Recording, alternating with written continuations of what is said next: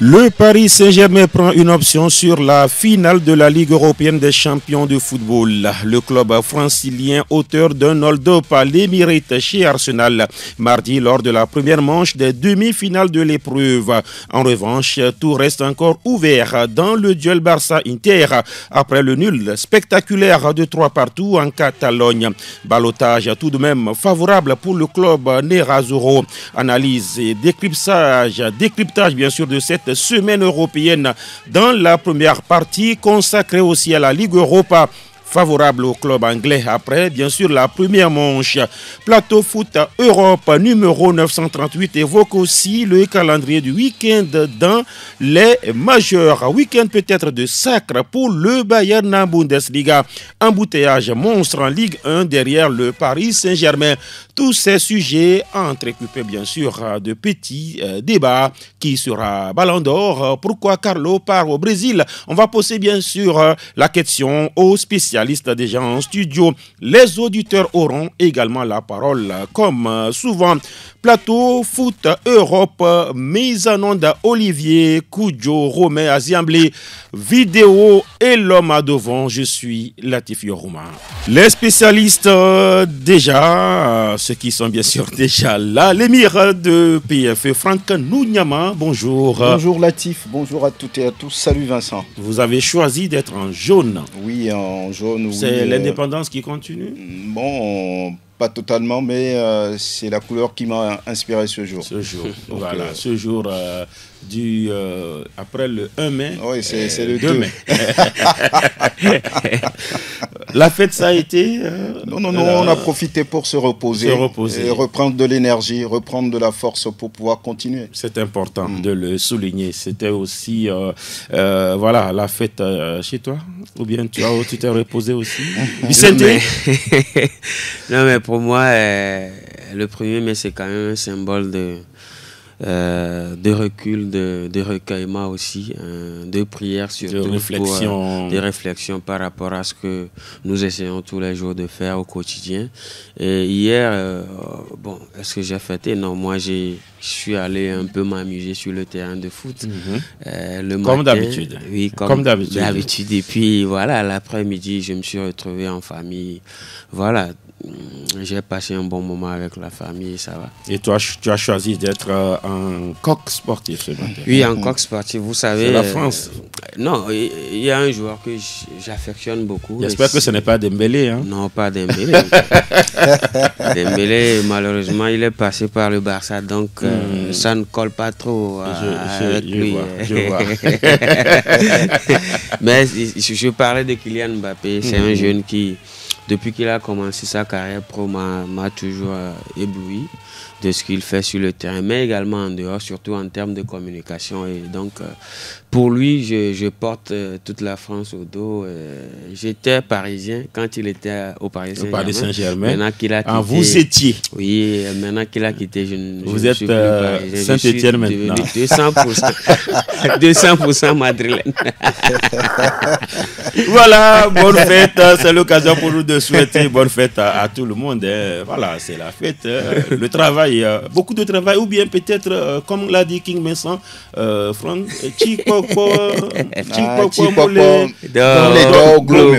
voilà, c'est des choses comme ça, non? Bon, je ne sais pas. À mon sassi, balo poti, kengba mero yovode onde que wa damle wasi donc les dog glomio ne gala va quoi la va o te son vitu quinde quoi et là ne gava non. C'est pas travailler comme jour et nuit. C'est très philosophique. C'est très philosophique. Je pense que si le travail acharné ou le dur labeur donnait quand même on va dire du pain béni. Il y a beaucoup de nos mamans africaines qui seraient aujourd'hui bien riches, hein. Mais je pense que après c'est le destin aussi, c'est Dieu qui donne. Il donne à qui il veut, il est souverain et il fait grâce à qui il veut. Donc je pense que toutefois il faut travailler. Ça libère l'homme. Intelligemment bien sûr, et faire ce qui est essentiel. C'est important de le souligner. Je rappelle que c'est Plateau Foot Europe. Voilà. On va partir pour le premier arrêt. On parle de la coupe aux grandes oreilles.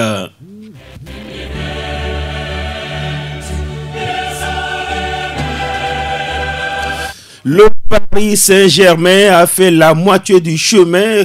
Peut-être il n'y a pas eu de pronostic aussi comme cela. Paris 1, Arsenal 0, ça s'est joué en terre anglaise, Franck Lognan. Oui, ça s'est joué en terre anglaise et le Paris Saint-Germain a pris, on va dire, le match à son compte, en ouvrant d'ailleurs le score très tôt, hein. Ce qui les a libérés.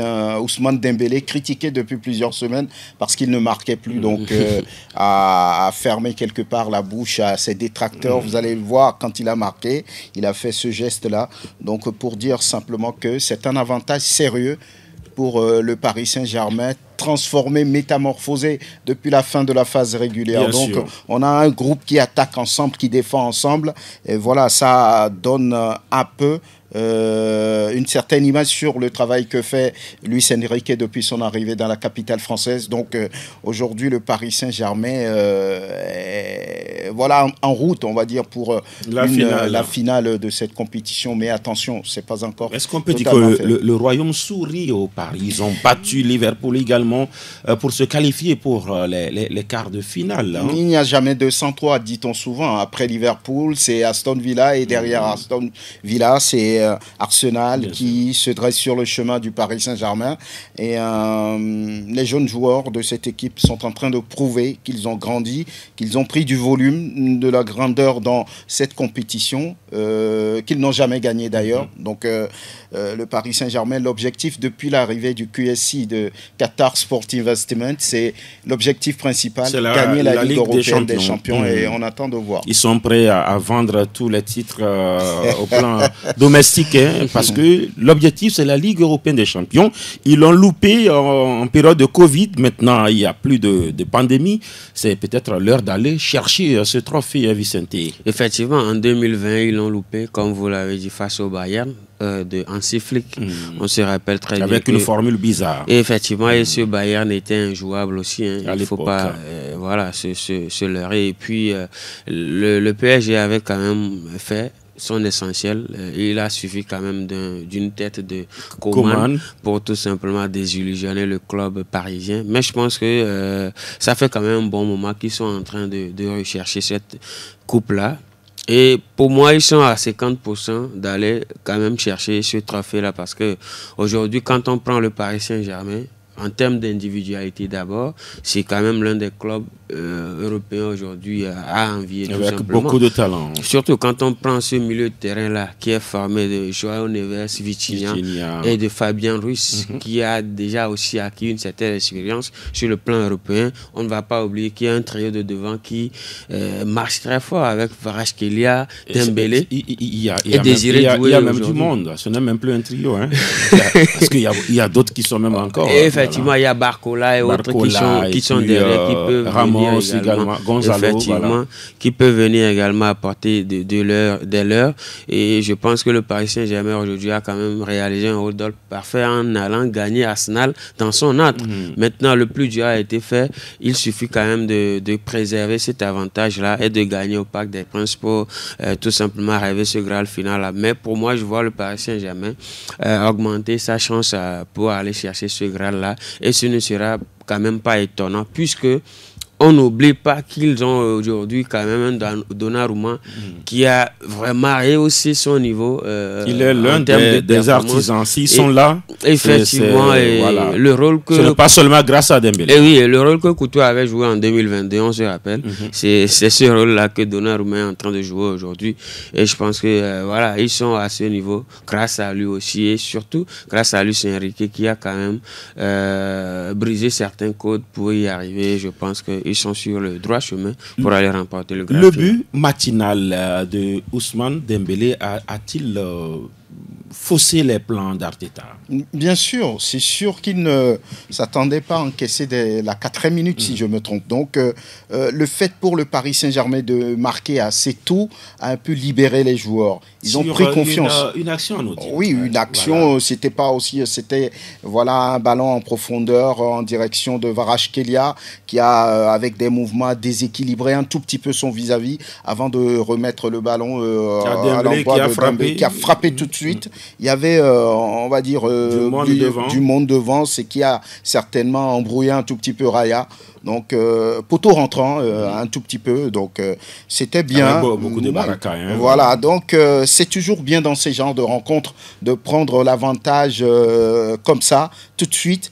Et dans la tête, on se libère et on a à faire ce qu'on doit faire. Donc, du côté d'Arteta, on a essayé, on a mis un peu le pressing, on a voulu revenir, mais on a manqué aussi de baraka. Quand on regarde un peu le ballon de Trossard sorti par Donnarumma, dont on parlait il y a quelques instants. Donc, oui, c'est bien pour le Paris Saint-Germain, mais dans la tête, ça a embrouillé un tout petit peu Arsenal qui n'a pas su avoir des solutions pour aller chercher le Paris Saint-Germain. Et quand justement on a un Paris qui a l'avantage dès l'aller, c'est une question de gestion maintenant, de pression. Est-ce que Paris souvent gère ces genres de situations? Oui, ce sera compliqué hein, parce que cela est devenu quand même une habitude. Depuis, on va dire, 2017, comme ça, on se rappelle de cette remontada-là qu'ils ont subi face au FC Barcelone. Et après, il y a eu également Manchester United avec un Rashford étincelant par moment également. Aujourd'hui, le Paris Saint-Germain doit absolument, normalement, logiquement grandir. C'est-à-dire c'est des situations qui font grandir, qui font maturer. On les a vus eux aussi remonter le Barça. Voilà. Paris Saint-Germain de Kylian. Mais après, bon, on a connu la suite également. Donc, pour moi, ce Paris Saint-Germain-là devrait normalement passer un cap en termes d'énergie mentale. Et je pense que ces joueurs-là sont prêts, surtout qu'ils ont un entraîneur qui a déjà gagné la Ligue des Champions avec, on va dire, la meilleure équipe en son moment. Et donc, je pense qu'il a quand même le discours nécessaire pour passer à ces joueurs-là, tout simplement pour aller voilà, chercher ce trophée-là. Quand on sait quand même qu'aujourd'hui, Dembélé s'est mué carrément en renard de surface et en tireur d'élite. Je pense que ça peut aller maintenant. Que cette inspiration-là ne s'éteigne pas. On verra tout cela. Voilà. Alors, Delanov nous a rejoint. Bon, on va faire économie des bonjours. Alors, Delanov, l'autre fois, beaucoup étaient ceux qui donnaient Arsenal favori dans cette affiche. Je ne sais pas si vous faisiez partie, je sais clairement que Nayo a donné favori Arsenal. Ils l'ont démenti. Non, mais si vous prenez Nayo par exemple, il est quand même patron de la première ligue. Vous Bien sûr. Quelque part la raison pour laquelle il voulait donner quand même avantage à son équipe. Mais je pensais plutôt que c'était du 50-50, voire même du voilà, 52 ou bien 55% pour le Paris Saint-Germain. Parce que pour ce que le club parisien a montré en phase d'élimination directe, c'était beaucoup plus convaincant. C'est vrai que Arsenal était face au Real Madrid, mais c'était un Madrid voilà, un peu très malade. Oui, très malade également. Mais sur la rencontre, on savait que oui, ça devait être difficile pour les deux équipes. Mais le PSG s'est facilité la tâche avec ce but-là très matinal, comme Franck l'a dit, avec cette frappe d'Ousmane Dembélé, avec beaucoup de baraka. Raya qui était un peu masqué aussi. Il y avait un rebond aussi. Il y avait un rebond après la frappe après la reprise d'Ousmane Dembélé. Mais on dira tout simplement que le PSG a fait un pas vers la finale parce qu'il reste encore une manche à jouer. Et je ne pense pas aussi que Arsenal serait dans cette même posture lors de la manche retour. Il va falloir sortir, il va falloir aller chercher cette égalisation d'abord et aller chercher une qualification si le match le permet ou bien les circonstances le permettent. Mais je me dis que le PSG également à domicile, ce n'est pas une équipe très souveraine. On l'a vu face à Manchester City, il a fallu encaisser 2 buts d'abord avant de remonter. De réagir. On a vu face à l'Atlético Madrid lors de la phase régulière. Face à Aston Villa. Face à Aston Villa également, ça a été un peu poussif, mais on est en phase de demi-finale. Vincent a dit quelque chose tout à l'heure, Luis Enrique, c'est un entraîneur très expérimenté et il a donné cette énergie-là à ses joueurs et je crois que c'est ce que Ousmane Dembélé, Levi Kvaratskhelia, tous ces joueurs la montrent aujourd'hui sur le terrain, mais ça va être très compliqué. Et ça donne quand même une manche retour assez haletante. On attend de voir. On verra tout cela. Le dernier match entre les deux clubs au Parc, c'était Arsenal qui l'avait gagné. Oui, 2-0 lors de la phase régulière. On se souvient, ça n'a plus rien à voir. Maintenant, c'est une demi-finale de la compétition et tout le monde est concentré. Paris, à cette époque, était un tout petit peu éparpillé. On ne se retrouvait pas, mais c'est un Paris Saint-Germain différent de ce qu'on a eu à voir en octobre. Donc, on a eu des joueurs qui ont grandi en si peu de temps. Et parler de Doué. Il y a Dembélé qui est incertain. Voilà, et oui, parce qu'il s'est blessé la dernière fois. Mais bon, il paraît que, sans le dire, pour le moment, sans l'officialiser, le staff médical dirait qu'il est apte à jouer. Mais on ne veut pas tout de suite... Mais Enrique rassurait qu'il soit là ou pas. Aussi, je pense qu'il ne va pas jouer ce week-end. Contre Strasbourg. Voilà. Ouais, on va le préserver pour le match retour. Donc, est-ce qu'il sera à 100%? C'est la question. Bon, de toutes les façons, c'est des médecins assez expérimentés. C'est un coach assez expérimenté. S'il ne peut pas, il peut revenir en joker.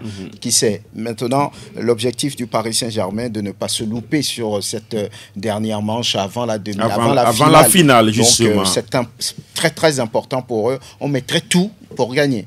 Bukayo Saka éteint, et puis Declan Rice qui a disparu des radars depuis son coup de force face au Real. Ouais, cette fois-ci ce n'est plus Fran Garcia. J'ai vu une image où... Ni à là-bas. J'ai vu une image sur les réseaux sociaux où presque tous les joueurs du Paris Saint-Germain se sont rués sur lui. Et la personne posait la question de savoir où vas-tu cette fois-ci. Face au Real, ça passait parce que on savait que cette défense du Real n'était quand même pas bien assise. Donc cette fois-ci, ce sera très compliqué quand on sait que il y a un jeune latéral gauche qui a déjà éteint un candidat au Ballon d'Or. Salah contre Liverpool, justement. Il a contenu et il est même allé marquer. Donc Salah savait bien ce qu'il attendait. Je pense que Saka plutôt. Saka et Salah. C'est ça les mêmes syllabes. Il savait bien ce qu'il attendait. Et puis, sur ce match, il n'a pas été inspiré. Hein. Je pense que peut-être qu'il est en train de retomber dans les travers de cette blessure-là qu'il a éloigné des terrains. Puisque pour moi, face au Real, il a été forcé. Hein. Bien sûr. Il a répondu, mais... peut-être que ça ne va pas durer et je pense que Arsenal doit repenser à quand même axer son jeu sur une autre personne. Parce que déjà, Saka a quand même des yeux sur lui et ce sera compliqué. Mais Arsenal n'a pas encore dit son dernier mot. Saka également, puisqu'on connaît un peu le potentiel du joueur, il peut à tout moment décanter la situation. On va vérifier tout cela. Ce sera mercredi prochain. On aura le temps de reparler, bien sûr, de cette manche retour avant, bien sûr, l'heure. Il y a eu aussi une autre rencontre qui a été beaucoup plus spectaculaire, celle jouée le mercredi, Barça, Inter de la Nove. Il y a eu 3 partout. Vous avez pensé une seule seconde à un tel scénario? Non, à un score comme ça, je dis non, mais on est en demi-finale de Ligue des Champions et on a tout simplement été servi par ce spectacle-là de grandes heures, tout simplement. Tout a commencé dès la 31e seconde, bien 30e seconde. Bien sûr. Il y a eu des buts matinaux dans ces... Oui, lors de cette demi-finale. Et c'est quand même Marcus Thuram. Et quel but Un but venu d'ailleurs. Personne ne pouvait s'attendre à ce qu'il fasse ce geste-là, à ce moment-là. Et il devient quand même le premier joueur, le buteur le plus rapide d'ailleurs en demi-finale. Et c'était bien. Des équipes qui s'étaient rendues coup pour coup 2-0 pour l'Inter Milan. Après, on a vu Lamine Yamal, que voilà, on cherche même les mots pour pouvoir pour pouvoir décrire le talent du joueur. Il a réduit le score pour le Barça. Après, on a vu le Barça qui s'est mis en avant dans son rouleau compresseur pour égaliser d'abord. Mais j'ai vu un Barça, toujours comme à son habitude, très haut sur le terrain, qui laisse des espaces derrière. Ça a même failli coûter. Hein? Oui, ça a même failli coûter à ce Barça-là avec ce 4e but-là, refusé, que je peux dire injustement. Quand on voit... Il y a la semelle là, qui était hors jeu. Quand on voit un peu les lignes qui ont été tracées et tout. Les lignes étaient comment? On se pose encore c'était discontinu ou bien comment? On se pose encore des questions. Mais c'était un beau but. C'était un beau but. Hein. Non, mais toute la rencontre, quel est le but qu'on peut dire qui a été voilà, un but on n'a pas vu le temps. Peut-être le 3e de l'Inter. Bon, il était ordinaire. Hein. Ce coup de tête, oui, peut-être le coup de tête et même le but égalisateur de Dani Olmo avec cette remise-là de Rafinha. Il fallait être lucide. Mais ça a été une action d'école. Ça a été une action d'école. Que l'Inter n'a pas suivi. L'Inter n'a pas suivi. Ils n'ont pas suivi ce coup. Le petit ballon, la remise de la tête. Et puis voilà, il faut conclure avec du plat du pied. C'est ce que Dani Olmo a fait. Mais un match très intéressant. Très intéressant avec ce club-là, le Barça, qui laisse toujours des espaces derrière, mais qui contrôle le jeu toujours devant. L'Inter a montré que peu importe ce qui se passe, ils peuvent toujours faire mal. Il arrivait quand même voilà, dans cette demi-finale avec la meilleure défense. Et ils ont prouvé qu'ils pouvaient très bien défendre dans cette rencontre-là. Si ce n'est voilà, ces joueurs-là, les Bissek, les Acerbi, les Bastoni, Di Marco, c'est vrai que lui, Yamal a voulu le tuer et on l'a sorti. Mais ces joueurs montrent tout simplement qu'ils avaient de la valeur et ils l'ont prouvé.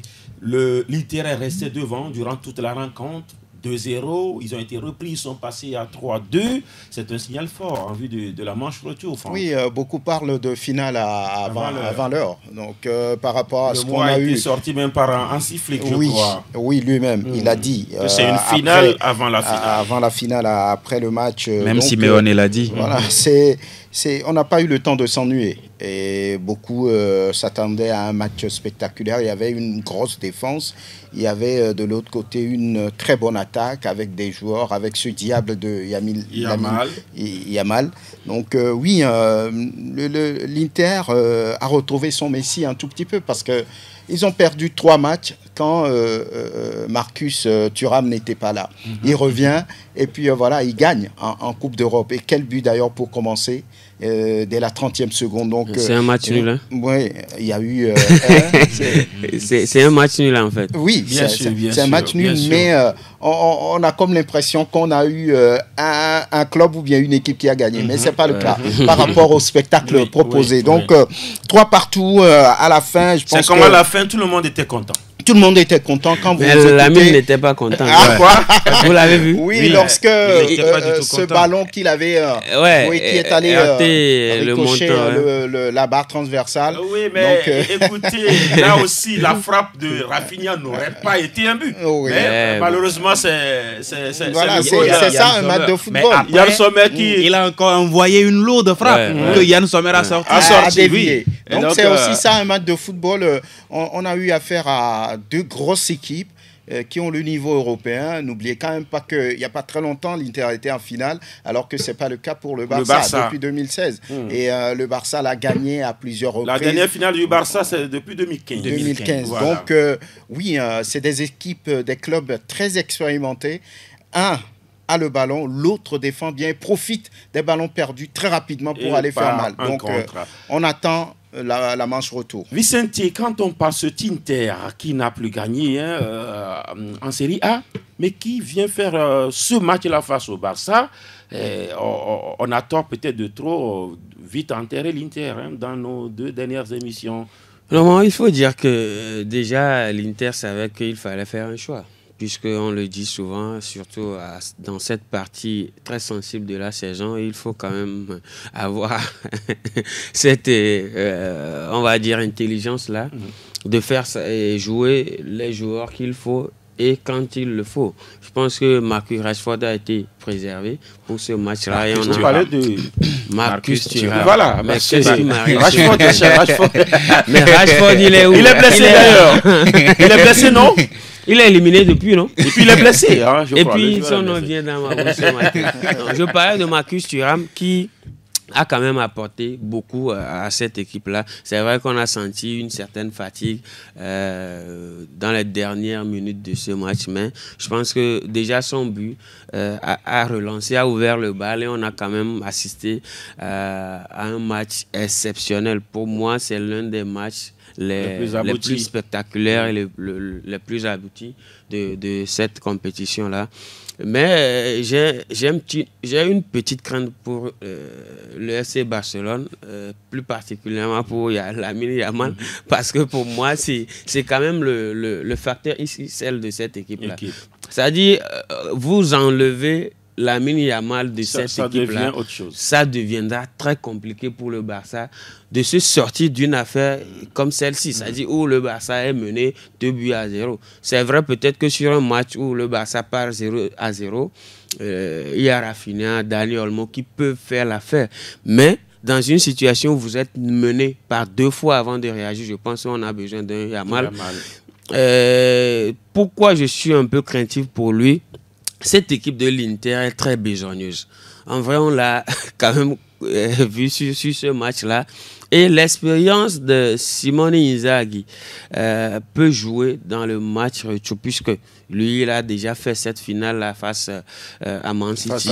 Il y a seulement 2 saisons. Il y a 2 saisons. C'est vrai qu'Hansi Flick, lui, personnellement, a déjà une Ligue des Champions avec le Bayern, mais ce n'est pas la même chose avec les joueurs qui sont dans son équipe. Ce sont des joueurs qui ont commis leur première demi-finale avec le Barça. Pourtant, avec l'Inter, presque tous les joueurs ont déjà joué cette finale-là. Peut-être sauf Marcus Rashford qui n'a pas joué cette finale contre l'Inter. Donc, je pense que peut-être le retour peut se jouer sur l'expérience de ce coach-là, Simone.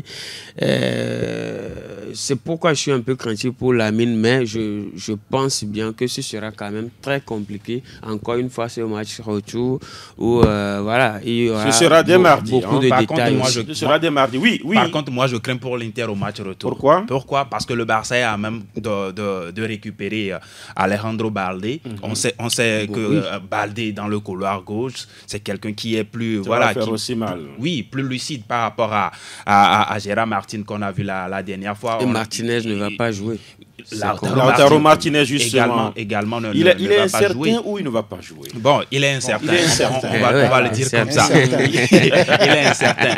Et le match aller, on a vu que l'Inter a quand même fait mal sur des coups de pied arrêtés, sans oublier aussi quelques erreurs de Chesney. Vous prenez le 3e but, c'est quelqu'un qui glissait avant d'encaisser ce but-là. Il va falloir corriger cela. Et si le Barça arrivait à corriger ces erreurs de ce match aller, où Pedri toujours très à l'aise au milieu de terrain, Rafinha qui était moins inspiré avant ses lourdes frappes avant son coup de canon. Moi, je crois que l'Inter, c'est vrai, c'est une équipe très expérimentée, mais le milieu de terrain, on a vu combien de fois il a souffert la dernière fois. Ce sont entre griffes des papilles, et si des jeunes encore décident de jouer, moi je pense que ça va faire mal on verra tout cela, et ça va faire mal avec déjà ce petit débat sur le ballon d'or, Dembélé ou Yamal. Franck Lunyama. C'est difficile de se prononcer tout de suite, mais ces 2 joueurs, reconnaissons-le, qui font de très belles choses depuis le début de cette compétition. Maintenant, Dembélé a déjà gagné la Ligue 1. C'est sûr que Yamal va le faire. Bon, on ne sait pas, avec cette avance, s'ils se font rattraper et puis dépasser, ça fait leur problème. Donc, celui qui va gagner la Ligue des Champions, parmi les 2, ce sera déterminant. Ce sera très déterminant. Mais Yamal, à cet âge, bon, je ne sais pas. Hein. Je ne sais pas. Bon, je ne sais pas. S'il le gagne, il va être certainement le plus jeune. Moi, je pense que pour le titre de meilleur jeune joueur de l'année, il l'a déjà empoché. Le meilleur joueur du monde. Le meilleur joueur du monde, bon. on peut dire que c'est trop tôt pour lui aussi, hein, parce que bon, dans le catalogue du Ballon d'Or, on n'a pas peut-être encore vu un joueur de cet âge-là. Pas encore 18 ans. Hein. Remporter le Ballon d'Or. Donc, bon, mais c'est possible. Hein, c'est possible. Si est-ce que les statistiques aujourd'hui individuelles quand même parlent en sa faveur? Les statistiques individuelles du joueur. Individuel, je ne pense pas. Je pense que Rafinha est meilleur que lui en termes de statistiques. Lewandowski également. Dembélé même. Oui, mais Dembélé maintenant, est devant, pour moi, le ballon doit se jouer en finale de Ligue des Champions. Ça y est, celui qui remporte ce trophée-là. Et donc ça, tu penses que Yamal peut être ballon d'or? Il peut être ballon d'or. C'est une probabilité. Ce n'est pas une évidence, mais c'est une probabilité. Mais pour moi, Rafinha serait mieux placé. Et si la même campagne se fait autour de Rafinha, parce que aujourd'hui c'est vrai qu'on ne fait que voir Lamine Yamal avec ses dribbles chaloupés, ses gestes techniques, du Ronaldinho, du Messi. Qu'est-ce que vous voyez de Rafinha? Rafinha, il est beaucoup plus efficace. Et est-ce qu'il est beaucoup plus impactant que le jeune Yamal? Non, pas forcément, mais au niveau du ballon, dans les votes, est-ce que ceux qui votent se posent ces genres de questions? Non, c'est à Lomé souvent qu'on se pose ces genres de questions. Est-ce que le fait d'avoir Rafinha, Yamal dans la même équipe peut également leur jouer un sale tour? Non, les votes peuvent être... oui, voilà. Ça peut quand même jouer un sale tour à ces deux joueurs-là, mais en même temps, il faut le dire, beaucoup sont tombés amoureux du talent de Yamal. C'est le gros problème. Est-ce que ça peut être un choix du cœur aussi? Oui, mais comme souvent a été le cas. Oui, souvent ça a été le cas. Il ne faut pas oublier Lewandowski. Lewandowski qui est là, d'accord, oui, mais là, il n'est pas le meilleur buteur de la Ligue des Champions. Mais il était quand même parmi. Il est bien parti pour être Pichichi en Ligue. Il est bien blessure aussi. Pour ce que on compte les blessures aussi. Pour ce que le Polonais avait fait tout au long de sa carrière, on se rappelle un peu. Peut-être qu'il faut se rattraper. L'année de Modric, par exemple. Non, ce n'était pas l'année de Modric, c'est l'année de Messi. Voilà. Non, moi je pensais qu'on donnait un autre exemple. De la Covid, on a refusé d'attribuer le Ballon d'Or. Oui, mais il y avait une année où il devait le prendre, mais c'était l'année de la 2020. En 2020, où le Bayern, il était encore au Bayern. Il a fait le 16 supplé avec le Bayern. Il a remporté la Ligue des Champions. Maintenant, on sait que, comme je l'ai dit un peu plus haut... Vous parlez de l'exemple de Modric. Oui, en 2018, Cristiano, pour moi, était bien placé pour être ballon d'or. Mais on a passé à Modric. On l'a remis à Modric. Mais peut-être les votants peuvent aussi opter pour Lewandowski. Parce que Lamine Yamal, il est jeune. Il peut se rattraper. Il peut se rattraper. C'est comme cela, Mbappé ne s'est plus rattrapé. Les années passent. Même si c'est pas évident. Mais comme je l'ai dit, beaucoup sont tombés amoureux aujourd'hui du talent de Lamine. Et ça peut se jouer dans les votes. Parce que les votes, souvent, c'est par affinité, par sentiment. J'aime Messi, j'aime Cristiano Ronaldo. Donc ça a été souvent le cas. Ouais. Je n'aime pas Vinicius, j'aime Rodri. Donc, non, pas de rapport. Pas de rapport. Voilà ce qu'on dira de la Ligue européenne des champions. On va passer à l'autre compétition. On a joué aussi ce jeudi pour la Ligue Europa avec un Manchester United XXL. Franck Nouniama. Oui, on a comme l'impression que les joueurs ont pris conscience parce qu'ils n'ont plus rien à gagner en première ligue anglaise. Il faudra donner tout sur l'Europe et ils sont en train de le faire. Et sauver la saison. Voilà, et Bilbao qui ne perd pas à domicile a bizarrement perdu de façon lourde. On peut le dire 3-0 à l'arrivée. Moi, je ne parierais pas un tel score en faveur de Manu, mais ils l'ont si bien fait. Ils ont si bien joué avec le capitaine Bruno Fernandes, avec le Brésilien sorti. Il y a eu le coup du sort aussi. Casemiro également. Voilà. Donc, je ne sais pas trop comment ils se sont pris pour faire un tel match. Donc c'est tout à leur mérite. Ils ont bien joué. Ils ont asphyxié cette équipe de l'Athletic Bilbao. Bon, oui, à 3-0. S'ils se laissent remonter, C'est Manchester United, hein? Oui. Mais si se laisse remonter, alors... Oui, ils sont capables du meilleur. Amorim n'a plus rien à faire aussi, il y a du pire. Voilà. Amorim n'a plus rien à faire. S'il se laisse remonter... Il faut le chasser.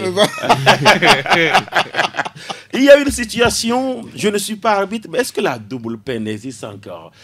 Un penalty, un carton rouge, ça fait une double peine. Je pense que c'est sévère.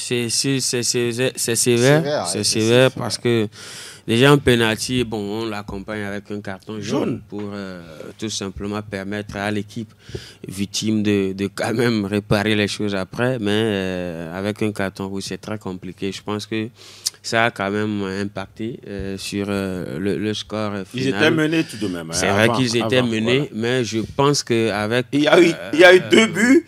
Il y a eu un qui était entaché et puis un qui était clair. Avant ça, je suppose que quoi qu'on dise, c'était bien une soirée de Manchester. Une soirée salée pour cette équipe de l'Atlético Bilbao qui n'a vraiment pas retrouvé ses repères, même si les frères Williams étaient présents. Ils ont trop parlé avant le match. Manchester United a pris le dessus et de justesse parce que pour moi, cet effectif que Manchester United, dont dispose Manchester United aujourd'hui, c'est un effectif de Ligue des Champions. A priori, normalement, logiquement. Mais les circonstances de la vie ont fait qu'aujourd'hui, Man United se retrouve dans une compétition où normalement il devrait passer pour aller prendre ce trophée-là qui pourrait constituer un obstacle. Tottenham, bon, je pense que... vous voyez déjà que Tottenham aussi passé, hein, face à l'équipe de face à Bodo Glimt. Maintenant, il est temps que Bodo Glimt fasse... Ils ont fait leur saison. Mais ils ont réussi quand même. Ils ont réussi. Bodo Glimt, s'il faut parler de ce il y a beaucoup de joueurs qui ont réussi leur vie. Saltenès, par exemple. Alors, Deladov, est-ce qu'on peut dire qu'aujourd'hui, United revient avec des joueurs Casemiro qui renaît, Alejandro Garnacho également qui est dans le coup, et puis bon, Bruno Fernandes, lui c'est le Messi de Manchester. Oui, Bruno Fernandes, comme vous l'avez dit, c'est le Messi de ce club-là. Vous enlevez Bruno, pratiquement il n'y a plus rien. Voilà. Parce que c'est vrai, il y a Garnacho, vous avez des joueurs comme Kobe Mainoo, Casemiro, oui, c'est un joueur qui est beaucoup plus défensif, mais devant ce joueur créateur-là, vous n'en avez pas. Mais ça fait 2 matchs, il marque, hein. Casemiro. Oui, non, après tout, c'est un expérimenté. C'est quelqu'un qui marque aussi souvent. C'est quelqu'un qui marque beaucoup plus. On a vu quand il était avec le Real Madrid, il a même marqué lors d'une finale. Vous comprenez que c'est un joueur de métier. Mais Bilbao, comme Vincent l'a dit tout à l'heure, ne s'est pas du tout retrouvé avec ce carton rouge bête aussi là de Viviane obtenu dès la 35e minute. Avec ce pénalty là, on voyait déjà des spectateurs qui partaient. Voilà, donc avec une finale qui devait être jouée à domicile à San Mamés, on se disait que cela devait être une motivation pour le club espagnol, mais voilà. Ils ont tout gâché. L'homme propose, Dieu dispose. Et hier, ils en ont pris cher, 3-0 à domicile avant de faire le déplacement à Old Trafford. Jeudi prochain, on verra. Comme l'a dit Franck, c'est plié. Hein, c'est plié. On a bien envie de voir cette finale 100%. C'est bizarre. Hein? Manchester United et puis Tottenham qui ont élu domicile dans la deuxième moitié du classement. Voilà, première ligue. C'est le seul club parmi les 72 équipes engagées pour les compétitions européennes cette saison qui reste invaincu. Ah oui. En Ligue Europa. En Ligue Europa. En Coupe européenne. C'est quand même bizarre lorsqu'on regarde, on fait le rapprochement avec ce qu'ils ont toujours fait en championnat cette saison. Mais sur l'échiquier européen, ils sont en train de montrer une certaine solidité, une certaine, j'allais dire, façon de jouer qui pose problème aux adversaires. Donc oui, on s'attend donc à avoir cette finale contre Tottenham. Parce que vous pensez déjà que Bodo Glimt ne devrait pas remonter. Ils ne devront pas revenir. En tout cas, on va vérifier tout cela. Ce qui leur arrive, c'est du bonus. C'est la première fois qu'ils jouent à ce niveau en Europe. D'accord. Mais ils ont marqué un but. Hein. Un but important. Parce qu'ils étaient menés 3-0. Ils ont marqué, ça fait 3-1 pour rappeler rapidement que ça fait 3-1 pour Tottenham face à Bodo Glimt et puis 3-0 pour United sur la pelouse de Bilbao. Bilbao. En Ligue Europa Conférence, le Betis Séville a dominé la Fiorentina 2-1. Et puis voilà, Djurgården également qui apparemment a arrivé son plafond. Avec face à Chelsea. Un très beau but d'Anthony. Ça fait 4-1 pour les Blues à l'extérieur. C'est intéressant pour les clubs anglais. Les clubs anglais sont bien là. Bon, ils sont bien là, sauf qu'en Ligue des Champions, ils ont été rapides. Mais Arsenal est toujours là. Ils ont disparu. Arsenal est sur une pente glissante. mais on peut retrouver 6 clubs anglais. Oui, mais probablement. Il faut saluer la présence de ces clubs-là sur presque tous les fronts en compétition européenne. Et ce n'est quand même pas donné. Hein. Il faut, et si, United et Tottenham se retrouvent en finale, ça suppose que c'est un club anglais qui prendra une place directe pour la Ligue des Champions. Ça fera beaucoup pour les clubs anglais. Beaucoup pour les clubs anglais déjà qui peuvent avoir 5 places directement. Vous comprenez qu'on peut avoir jusqu'à 6 à 7 la saison prochaine. Parce que ces deux clubs-là ne sont pas bien classés en première ligue. Quelqu'un va sauver sa saison là-bas. On aura tout dit par rapport justement aux coupes européennes.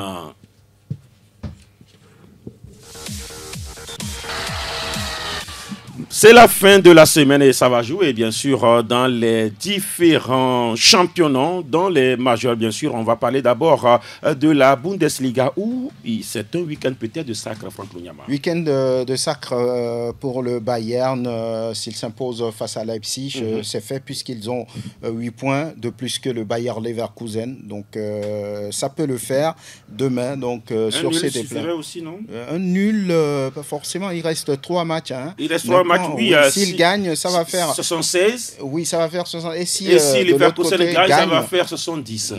Oui. Alors, le goal différentiel, il est général, non? Oui, il est général. Plus 61 pour le Bayern, plus 31 pour le même mathématiquement, ce n'est pas encore fait. Il y aura Bikenti Gate là-bas aussi. Si le Bayern gagne, c'est mieux pour éviter les calculs. Donc, une victoire face à Leipzig, en déplacement, ça fait l'affaire des Bavarois. Je pense qu'ils vont faire le déplacement pour aller gagner, surtout que Leipzig, en ces derniers temps, ce n'est pas ça. Ils sont même dépassés au classement par justement Fribourg. Fribourg qui est désormais 4e. Et puis, les 2 matchs n'ont pas été programmés le même jour. Pourquoi, Franck? Parce que oui, le Bayern joue dimanche. Le Bayern joue dimanche. Oui, dimanche. Alors que le Bayern jouera samedi. Oui, c'est le programme. Ils auraient pu mettre les 2 matchs. L'idéal, c'est ça. Voilà. Maintenant, je n'ai pas l'explication. Pour eux, il n'y a pas de calcul entre les deux clubs, puisqu'il y a cette avance de 8 points. Donc, ils se sont dit, s'ils gagnent, ils sont champions. S'ils ne gagnent pas, ça ne change rien. Ça ne change pas ils sont toujours leaders. Voilà, donc, le Bayern qui va chez Fribourg. Fribourg qui a envie de rester. C'est un gros match entre le 2e et le 4e au classement. 4e au classement. Fribourg va vouloir gagner pour maintenir ses chances intactes, derrière, il y a Dortmund qui vient et qui est 6e et qui joue contre Wolfsburg. Et ce match intéresse justement Dortmund. Bien sûr. C'est-à-dire le choc entre Fribourg et le Bayern. Leverkusen. Donc, le Borussia Dortmund, l'ambition, c'est de gagner. Il n'y a pas de calcul à faire pour peut-être gagner une place avant les 2 prochaines journées. Donc, tous les matchs sont presque importants pour les clubs. Il y en a qui veulent sauver leur saison. Il y en a qui veulent une place directe en Ligue européenne des champions. Même, il y en a qui luttent pour la Ligue Europa. Donc, c'est une journée assez importante pour tous les clubs presque. Voilà ce qu'on dira de la Bundesliga avec le suspense toujours bien entier. On va préciser que Hoffenheim est presque maintenu. Presque maintenu. Ouais. Ils sont 15e avec le retour de Ilas Bebou pour les entraînements collectifs. Oui, une bonne nouvelle. Retour depuis mardi dernier. Une bonne nouvelle pour le joueur et pour Togolais que nous sommes également. Je me rappelle, on s'est quand même plein. Ça fait 0 minutes cette saison. Ouais, 0 minutes. Parce qu'il était blessé. Vraiment, c'est exceptionnel, comme chiffre. Mais en même temps, nous sommes très contents du retour du joueur et on espère quand même qu'il pourra peut-être jouer 1 minute avant la fin de la saison. S'il reste encore 3 journées. Oui, il va jouer des minutes avant la fin de la saison. L'essentiel, c'est qu'il revienne et que voilà, là, il se prépare mieux pour la saison prochaine. C'est important de le souligner. Lorsqu'on quitte la Bundesliga, on va s'intéresser à la Série A où ça va démarrer. Déjà, Bundesliga, ça démarre ce vendredi. Heidenheim joue contre Bochum. Aujourd'hui, vendredi aussi, ça démarre la 35e journée de Série A avec Torino-Venise. À 18h45. Et le gros des matchs se joue dès demain avec Lecce qui va accueillir le leader désormais, le Napoli sur le coup de 16h. Pas d'erreur pour le Napoli. Pas d'erreur pour le Napoli parce qu'il y a l'Inter qui est c'est un slogan sur un stade, no mistake. No mistake. L'Inter qui va accueillir le Hellas Verona à domicile à 18h45.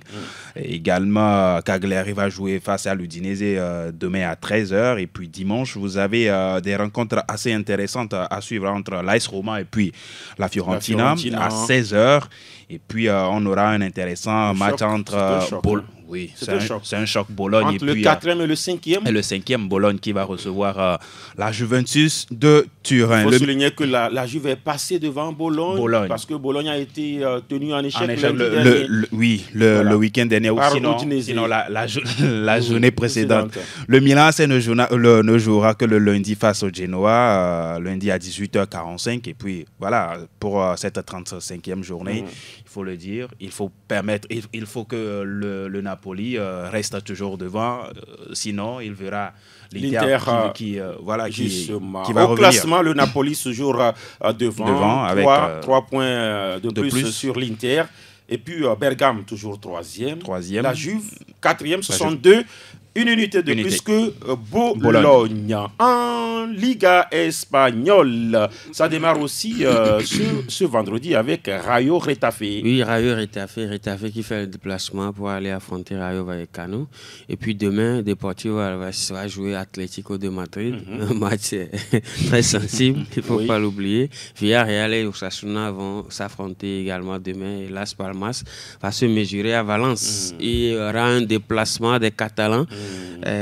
Match des extrêmes. Sur la pelouse de Valladolid, je pense que normalement, ça devrait passer pour le FC Barcelone sans forcer. C'est le premier contre le dernier. Oui, le premier contre le dernier. Match, a priori, ça devrait passer. Nous ne sommes pas en Première Ligue. Valladolid est déjà condamné. Donc, le Real va recevoir Celta Vigo au Santiago Bernabéu. On sait que le Real est pratiquement décimé, surtout en défense.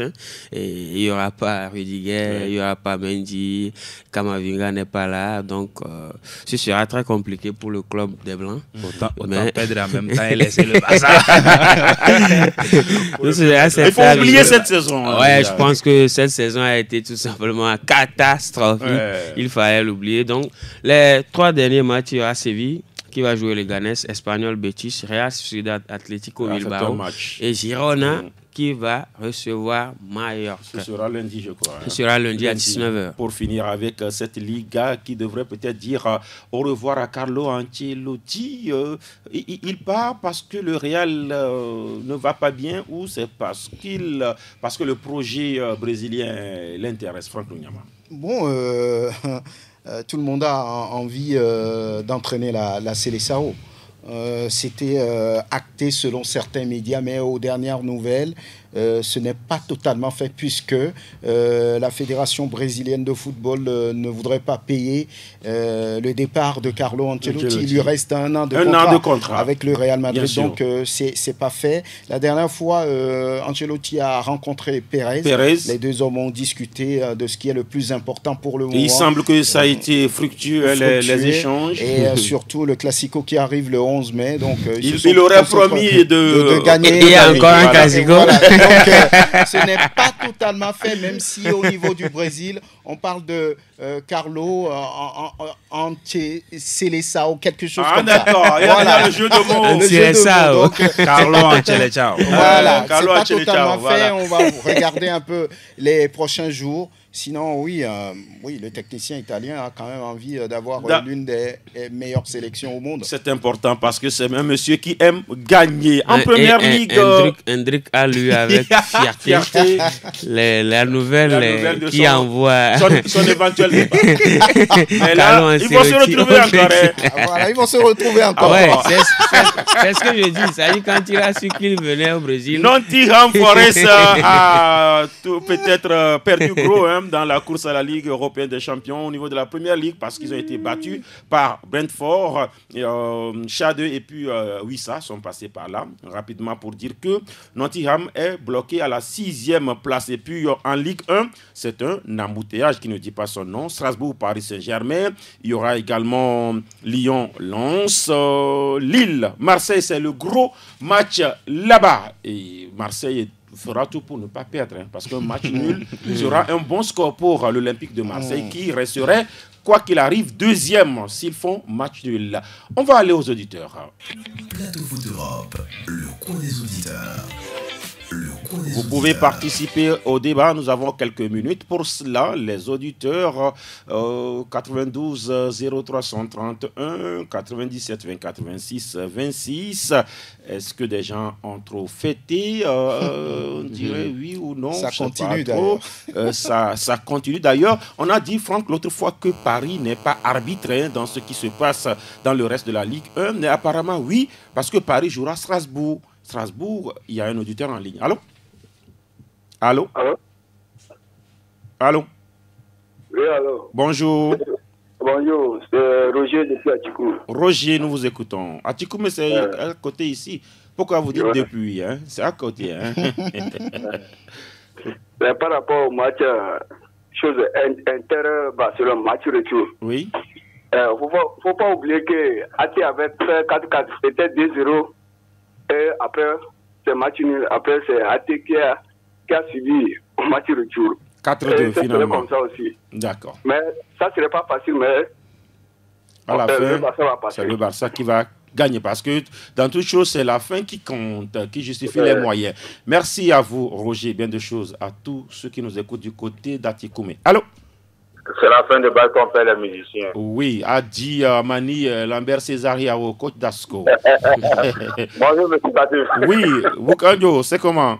Ça va, bonjour le plateau. Bonjour. Bonjour. Vous avez le match aller, Barça avec la pression. Maintenant, le match de plus, c'est Inter qui a la pression. Donc, moi, je suis confiant que Barça va passer. D'accord. Vous ne pourrez pas dire le contraire, hein, parce que vous êtes... Non, pourquoi pas. Vous êtes le représentant agréé de la Catalogne au Togo. Merci. Merci à vous, Coro. Derrière, allô? Oui, bonjour le plateau. Bonjour, c'est monsieur? Bonjour. Juma Moubarak. Juma Moubarak, CR7? Ah ouais. C'est comment? Ça va bien. Amin, Amin. Ok. Pour le match Inter-Barça, oui. Ils nous ont vraiment donné du spectacle. Et j'espère qu'on aura la même chose au match retour. Bien sûr. Et que le meilleur passera. Que le meilleur gagne. Oui. Concernant le match entre Arsenal et Paris, oui. Paris n'a qu'à faire très attention. Parce qu'au match retour, ça ne serait pas au même qu'au match aller. Au match aller. Ok. Peut avoir également à Manchester United. En Ligue Europa. D'accord. Merci à vous, CR7. C'est important parce que Declan Rice peut également se réveiller. Pourquoi pas au Parc des Princes et encore faire mal. Allô? Allô, bonjour. Bonjour. Adolphe de Edranaoui. Pardon? Adolphe de Edranaoui. Adolphe. Adelphe. Nous vous écoutons, Adelphe. Oui, on rebondit sur les demi-finales de la Champions League. Le cas d'Arsenal serait un peu difficile parce que la vitesse dans le match de Paris, là, les Parisiens sont trop rapides. Mais pour le cas de Barça Inter, là, il y a encore du suspense. Il y a du suspense. Oui, il y a du suspense. Et à la fin, selon vous, qui va gagner? À la fin, c'est Barça qui va gagner. Barça? Oui. D'accord. Mais ça va être compliqué. Merci Adelphe pour cette petite analyse. Hein. Est-ce qu'on peut prendre un dernier là? Il n'est pas là? Il est là? Non. Le temps, c'est le temps qui n'est pas là ou c'est l'auditeur? L'auditeur. Il est là? Ah d'accord. Ok, on a compris. Ok, on dit quoi pour le week-end qui est très long, très long? Ouais, très long pour certains et écourté pas moment pour d'autres. Oui, écourté pour nous. Oui, voilà. On va tout simplement souhaiter un très bon début de week-end à toutes et à tous et vivement le lundi. Vivement le lundi, nous on sera là, parce qu'il y a émission en France. Bien sûr. Samedi. Ouais. Il y a match dimanche. Samedi sport. Oui, on va juste dire très bon week-end à toutes et à tous. D'accord. Et puis, Vicente, on dit quoi? Oui, on va souhaiter un bon week-end à tous. Hein. Il faut qu'on soit modéré, que ce soit dans la circulation, ou au manger et au boire, parce que il n'y a que 10% de la population qui bénéficie de la partie payée du terme chômé, férié et payé. Ah, c'est lourd hein, par rapport à cela. Bien de choses à tous ceux qui nous ont suivis. Beaucoup de courage à Romo Mileko qui est en convalescence. Beaucoup de courage à notre ami Nayo également en convalescence, Fifi. Et puis beaucoup de courage à Noël qui est en deuil. Voilà. Merci à tous ceux qui nous ont suivis. Merci à Eloma Devon, à la vidéo, Romain Aziamblé, et puis Olivier Koudjou à la mise en onde. Je suis Latif Yorouman, Plateau Foot Europe numéro 930, combien là 8. C'est bien terminé.